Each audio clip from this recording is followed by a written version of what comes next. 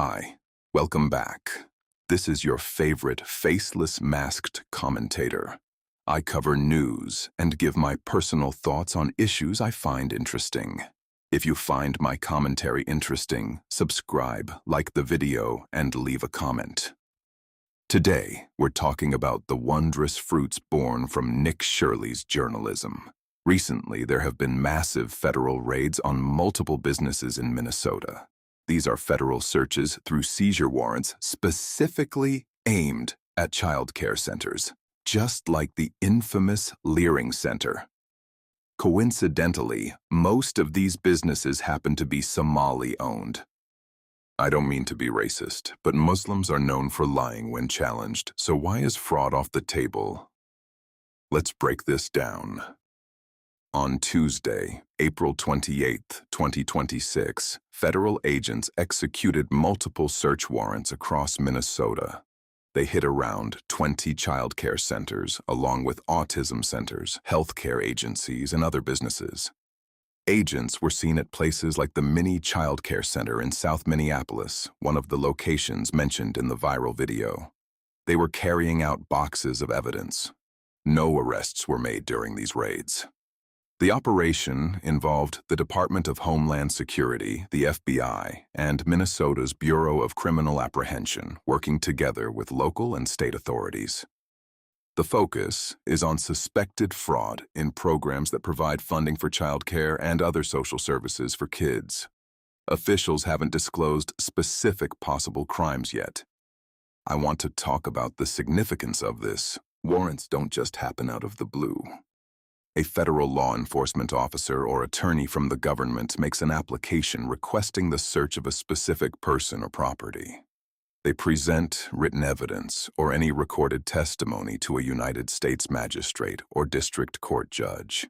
Nick Shirley's viral video was likely the catalyst here. Before we continue, I need to stress what the United States magistrate judge is. When it comes to court cases, there are two parallel systems that rarely cross paths with each other. One system for state-specific issues and another federal, which can be applied or enforced in any state in the U.S. This matters because the state levels are controlled by state legislators. This is why blue states or counties have a bad history with releasing multi-convicted criminals back on the streets, and barely any federal judges have done anything.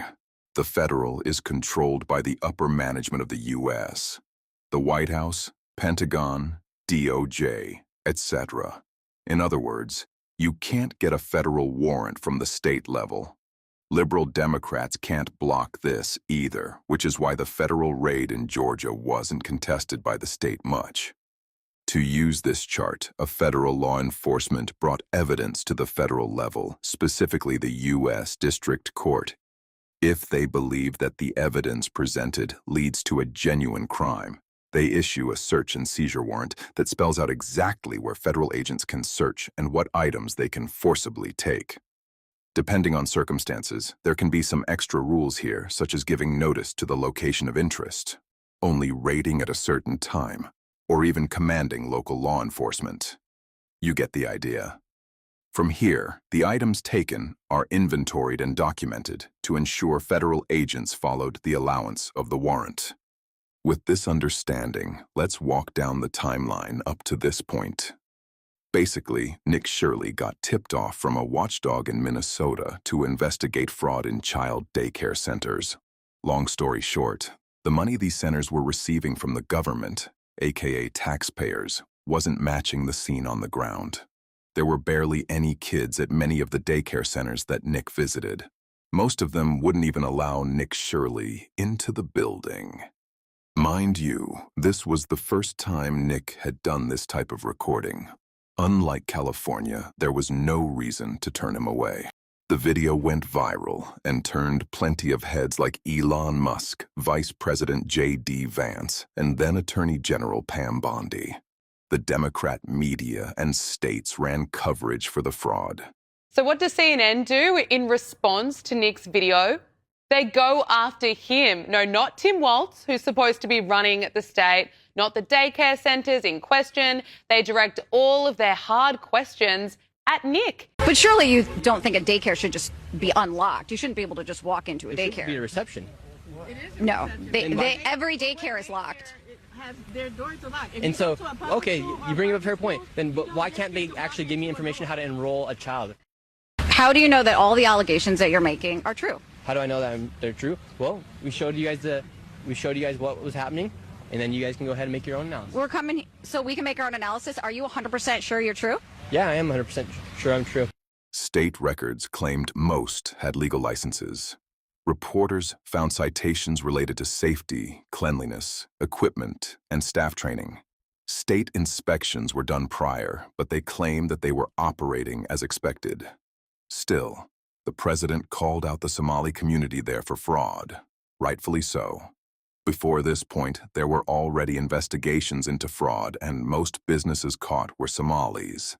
Ilhan Omar's winery and $30 million accounting error isn't exactly helping their case here.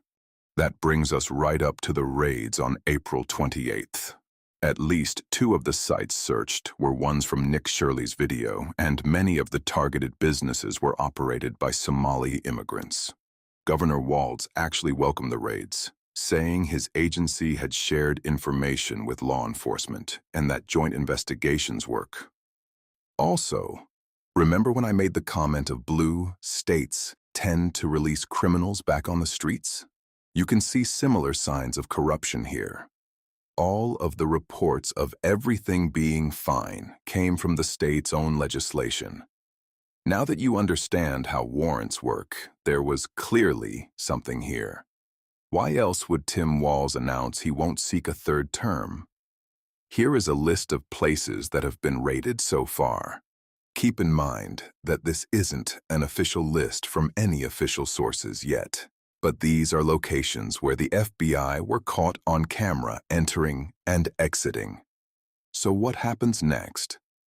Prosecutors and agents will be reviewing all the evidence seized from the searches to decide on any potential charges. The businesses and centers involved are dealing with the immediate fallout, including any continued funding issues or scrutiny. There's been continued political back and forth, with the state pushing its new fraud prevention measures, while federal officials emphasize protecting taxpayer dollars. Still, this remains a developing story, with more details likely to come out as the warrants are processed and the probe moves forward. This one's shorter than my usual videos, but I decided to cover this. I'm experimenting with my own content flow, so I wanted to try something that would allow me to be more reactive to breaking news. At the time of writing, I'm starting to resonate with the idea of explaining processes to teach others how the current systems work as my base content. As far as the recent raids, I'm obviously for it. The sequence of events makes too much sense when you back up to the open door policy. When you open the border with no vetting, both good and bad people get let in. That's why we vet for those that will be a positive for our culture and those that won't. A small percentage of people often end up causing the majority of issues. Put 2 and 2 together, and the open border allowed in millions that want to take advantage of us. With this in mind, we should all be working together to make sure fraud is stopped. And yet, here come the Democrats arguing that vetting and searching is racist, conspiracy theory, or a right-wing smear campaign. What's funny is that their lying sucks. The only reason they get away with this shit is because the media, judges, and politicians love playing defense for them. Take that away, and they fall apart immediately. Case in point, how the fuck do you go from $30 million in net worth through businesses to below $1 million? These people are retarded, and yet they want to be in charge of us. If you found this breakdown helpful, make sure to subscribe for more, hit that like button, and drop your thoughts in the comments below. What do you think about all this? See you in the next one.